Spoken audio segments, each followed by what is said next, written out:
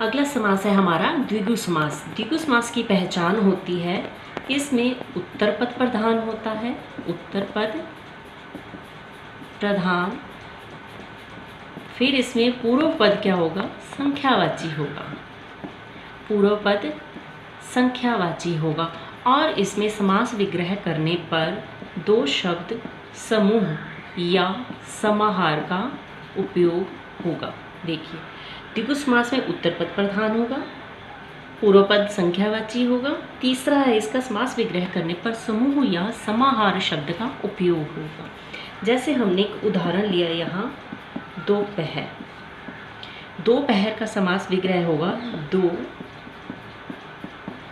पहरों का समाहार, दो पहरों का समाहार, दो पहरों का समाहार अर्थात पूर्वाह्न और अपराह्न जहाँ आके मिलते हैं उनका समाहार। फिर अगला उदाहरण हमने लिया त्रिवेणी, त्रिवेणी का समास विग्रह होगा तीन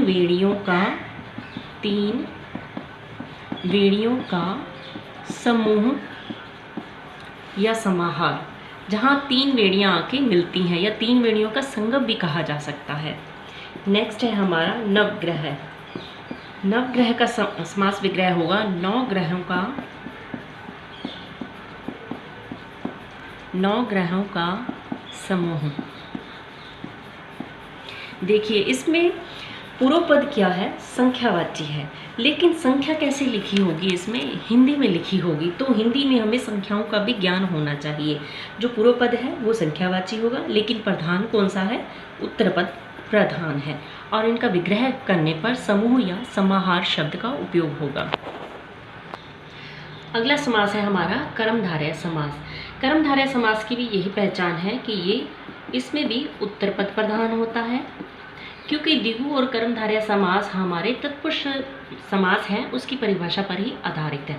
तो इसमें भी उत्तर पद प्रधान होगा और प्रथम पद गौण होगा, लेकिन इसमें विशेषण और विशेष्य दिए होंगे जो कि इनके संबंध को दर्शाएंगे, लेकिन इसमें विशेषण और विशेष्य दिए होंगे जो कि इनके संबंध को दर्शाएंगे। और इसमें तुलना की होगी, तुलना भी की जा सकती है इसमें, तो जहाँ तुलना की जाएगी वहाँ पर भी कर्मधारय समास होगा। जैसे हम लोग एक उदाहरण लेते हैं, नील कमल, समास विग्रह किया हमने, लिखा इसमें नीला है जो कमल।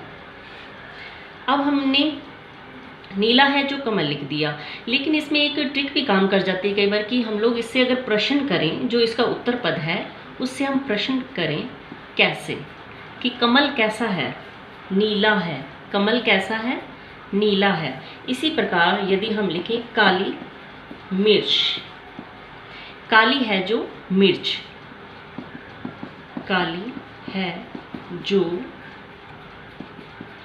मिर्च, हम उत्तर पद से प्रश्न करें कि मिर्च कैसी है, तो उत्तर आएगा हमारा काली है। अगला है मृग नयन, मृग के समान नयन, मृग के समान नयन, नयन कैसे हैं, मृग के समान है। फिर है महात्मा। अब महात्मा शब्द का विग्रह किया तो हमें विग्रह मिलेगा इसमें महान है जो आत्मा, तो आत्मा कैसी है, महान है। इसमें एक चीज़ और ध्यान देने लायक है कि जैसे इसके अंदर कुछ शब्द हैं जो के समान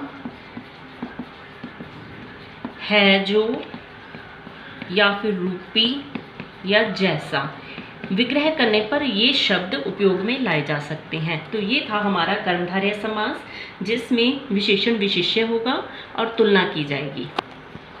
अगला समास है हमारा द्वंद्व समास,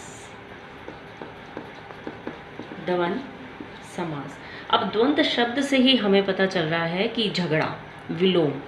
इसकी पहचान होगी, द्वंद्व समास में दोनों ही पद प्रधान होंगे, दोनों ही पद प्रधान होंगे, एक दूसरे के विलोम होंगे, एक दूसरे के पूरक होंगे, पूरक होंगे अर्थात एक दूसरे की जरूरत या आवश्यकताओं को पूरा करते होंगे, तो वहाँ द्वंद्व समास होगा।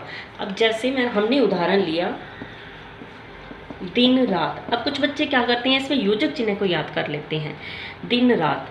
अब योजक चिन्ह का भी अभी हम लोग आगे करेंगे। जैसे दिन रात, हमने इसका समास विग्रह किया, समास विग्रह आया दिन और रात।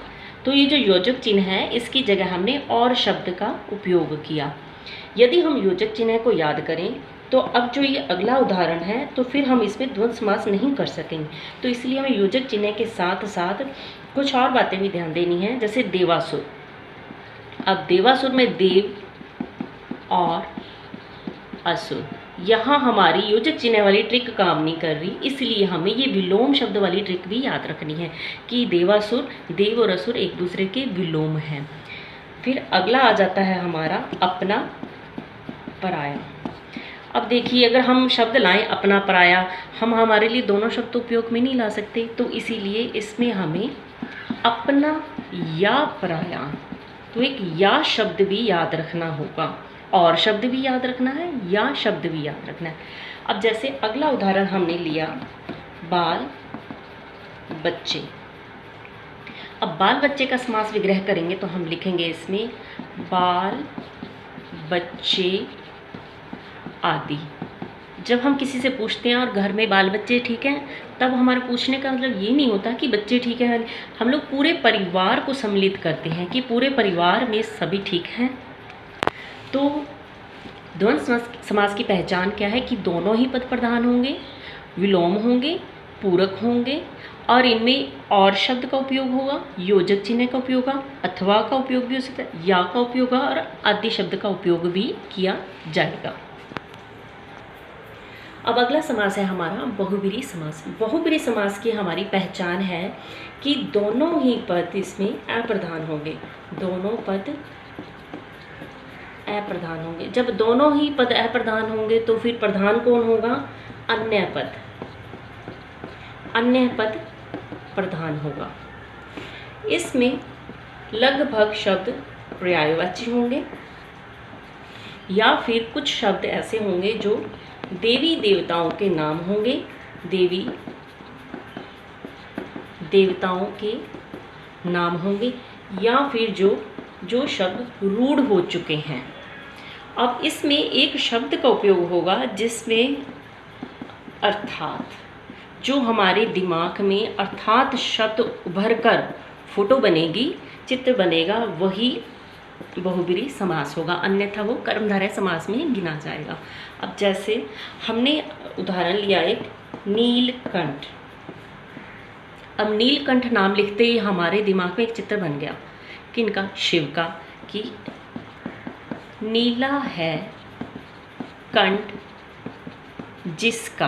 अब जिसका तो हमने लिख दिया, आगे एक शब्द उपयोग में आएगा अर्थात। अर्थात के बाद जब हमारे दिमाग में एक चित्र बन जाए तो वहाँ बहुब्रीहि समास होगा, अन्यथा कर्मधारय समास होगा।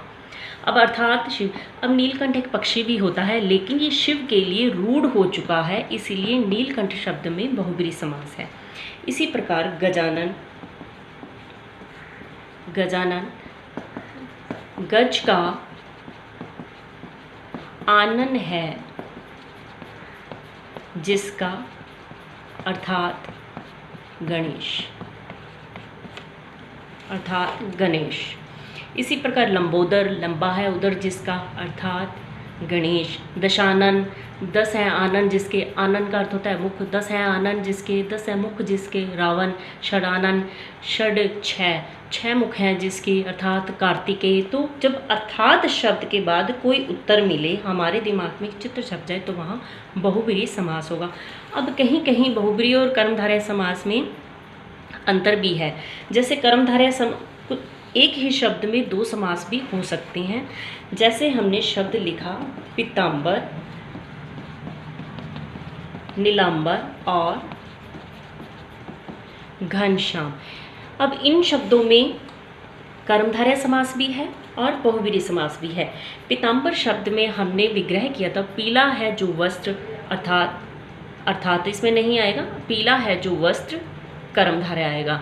यदि हम इसका समास विग्रह इस तरीके से करते हैं कि पीत है अंबर जिसके, अर्थात तो विष्णु कृष्ण दोनों ही आ सकते हैं, तब यहाँ बहुब्रीहि समास होगा। अब ये ध्यान रखिए कि एग्ज़ाम में अगर पीताम्बर शब्द पूछकर समास से पूछा जाए, तब उसमें ऑप्शन में अगर हमारे बहुब्रीहि दिया है तो हम सबसे पहले बहुब्रीहि करेंगे, और बहुब्रीहि ऑप्शन में नहीं है तब हम कर्मधारय करेंगे। अब जैसे नीलांबर शब्द है, नीला है अंबर, जिसका अंबर से अर्थ यहाँ वस्त्र से लिया गया है। अब नीले वस्त्र किसके होते हैं, अर्थात शनि, शनि के वस्त्र नीले होते हैं।